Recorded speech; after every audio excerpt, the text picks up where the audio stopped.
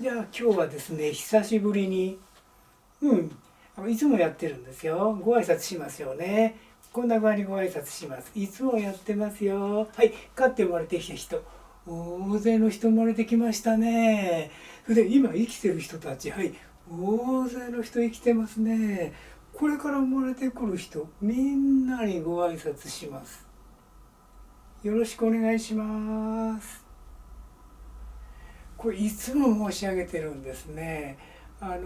差し上げるというやり方をするんですけど、飼って生まれてきた人、大勢の人生まれてきましたね。遥か彼方見てるんですね。宇宙の始まり見てるんです、福田は。宇宙の始まりはたった今なんですよ。今の中に全てがあるから。はい、飼って生まれてきた人、これだけで治療ができるかな。今生きてる人たちね、これほら、それで差し上げるという格好をしてるんですね。決してこうしない、差し上げるという格好をしてますね。これが健康法なんですよ。それでこれから生まれてくる人、こうもそうですね。下の方行ってほら、差し上げてるね、大事なものを差し上げてる、恵みを全部差し上げてる。この時にね、また皆さんこう考えるんですよ。福田はね、考えるからそれはあんまり感じてしまえばいいのにね、皆さん考える。福田はね、何かね、その素晴らしいものを差し上げるって言ってね、あげてると思ってる。そうじゃないんですよね。もう宇宙はもう素晴らしい存在。もうほんとね、涙が出るほど素晴らしい存在で、それをほら、私は皆さんに差し上げてる。もう一言、私はと言いましたね。言葉って難しいんですよ。私は実は何もしてないの。差し上げる、ものすごいエネルギーが私を通して出てってるのを感じてるんですよね。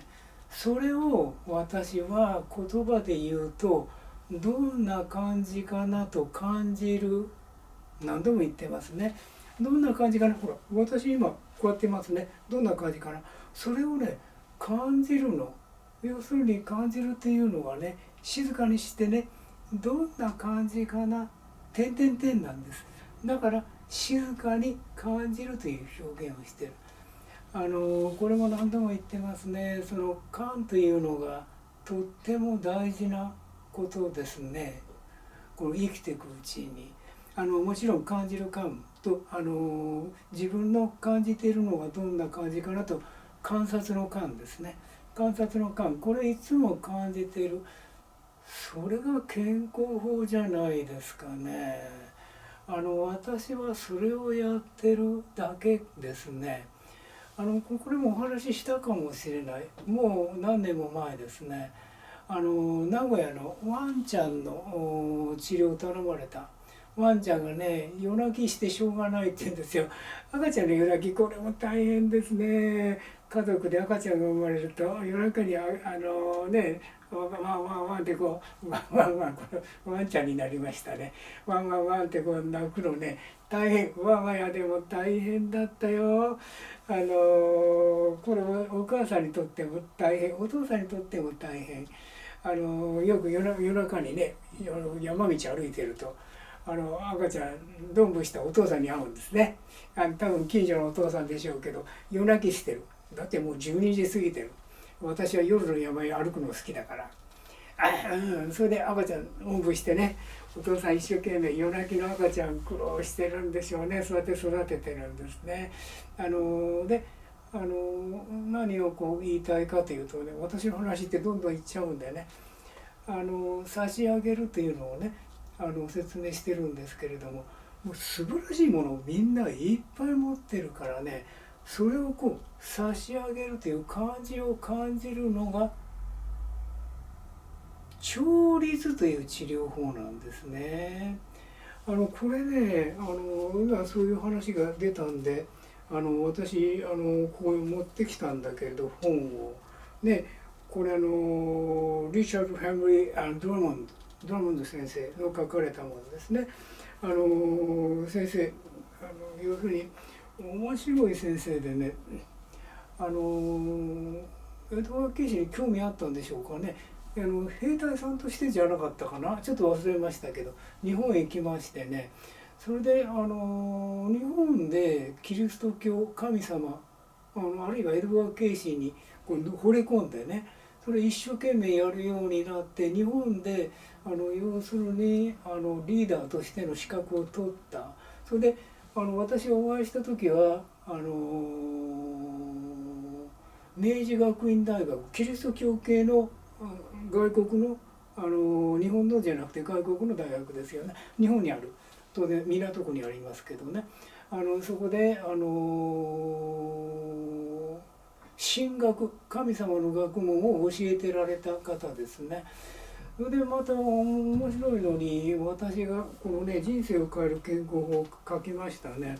もう30年近く前になりますよ、書いた。これこれ改訂版、増補改訂版って書いてあるけど、この本でも何冊も改訂版が次々と出たんですね。それでこの本書いた時にもう30年近く前、ドラム先生にね電話がかかってきた。ぜひねお会いしたいって言うんですね。それでお会いしたんです、外でね。そしてこんなことを言いましたね。福田先生素晴らしい本書かれましたねって言うんですね。それでもうとってもいい本出てて、こう見ると日本語ペラペラですからね読めるんですね。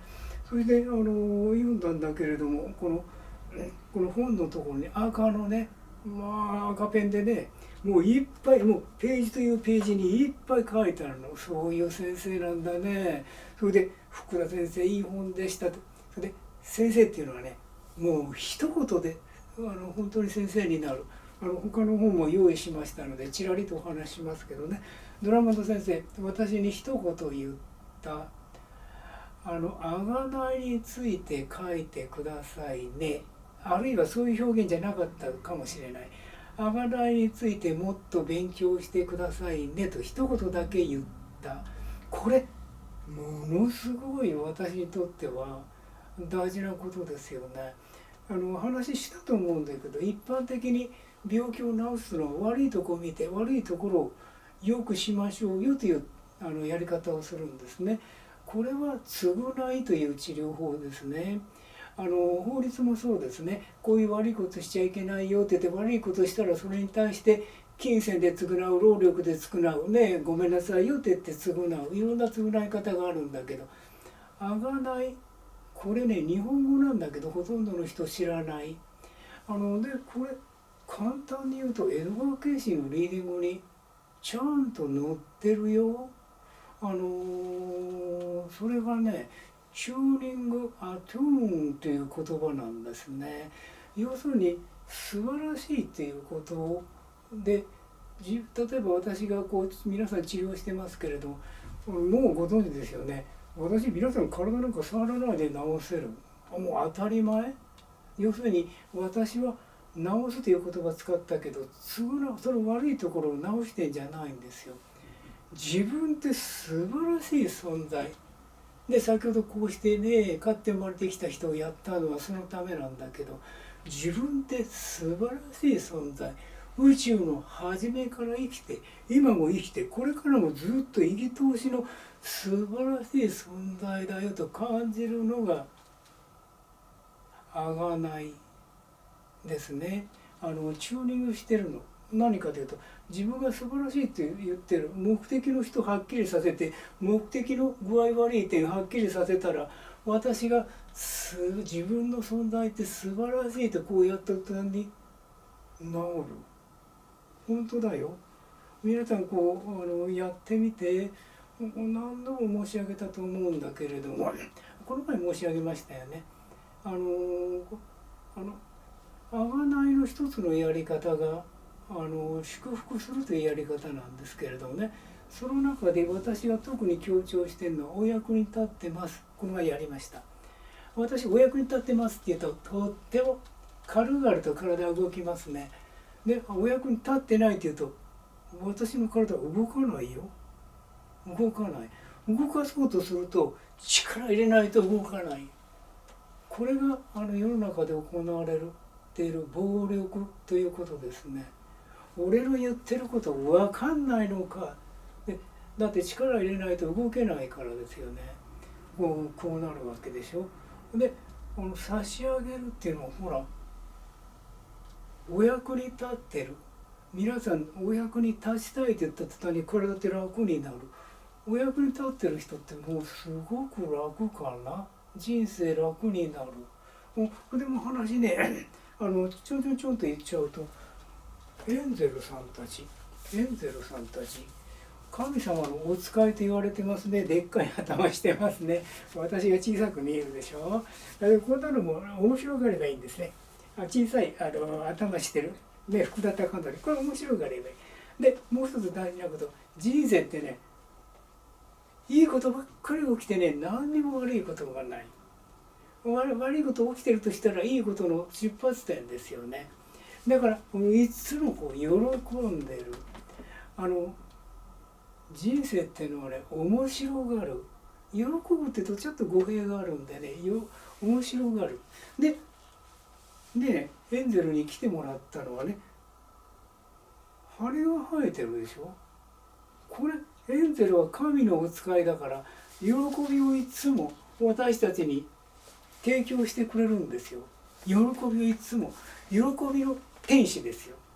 だからいろんなことがあるでしょうけど羽が生えてる要するにこう喜ぶってことはね、ここを動かすんですよ。もう見えてなかった。私先ほどからやってるけどもね、かって生まれて生きた人ね、これから生きてる人ってほら羽ここでバタバタやってない。これ私も面白がる人生。もう朝から晩まで寝てても私羽動かしてんだよね。でこれが健康法のもとかな。だからエンゼルをそれ教えてくれてるの。これが神様のお使いだから宇宙の果てまで飛んでいくことができる。ね、このすぐ後にその話しますよ。私もそう、どこでも飛んでっちゃう。なぜかというとほら羽が生えてる。見えない？羽が生えてる。